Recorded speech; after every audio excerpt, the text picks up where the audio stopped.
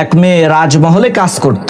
তার দায়িত্ব ছিল প্রতিদিন রাজার বিছানা খুশবু আর রং বেরঙের ফুল দিয়ে সুসজ্জিত করা। একদিন সেই মেয়েটি চিন্তা করলো, আচ্ছা এত নরম তুলতুলে বিছানা, কি সুন্দর সুন্দর ফুল আর বাহারি ডিজাইনের আসবাবপত্র দিয়ে সুসজ্জিত এই আলিশান পালঙ্কের মধ্যে শুয়ে রাজা না জানি কত মজা পায়, কত আরামই তার লাগে। এই চিন্তা করতে করতে সেই মেয়ে একটু পরীক্ষা করার জন্য ওই রাজার বিছানার মধ্যে শুয়ে পড়ল।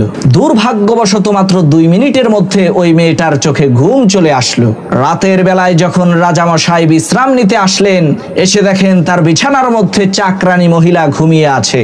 এই দৃশ্য দেখা মাত্রই রাজার মাথায় আগুন ধরে গেল। তৎক্ষণাৎ রাজামশাই সিপাহীদেরকে হুকুম করলেন, এই চাকরানীটাকে চাবুক দিয়ে আঘাত করো। রাজার কথা অনুযায়ী সিপাহীরা ওই মেয়েটাকে ধরে এনে চাবুক দিয়ে আঘাত করতে লাগলো।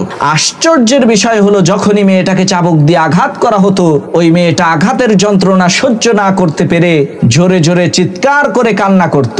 পরক্ষণে আবার খিলখিল করে জোরে জোরে হাসা আরম্ভ করত।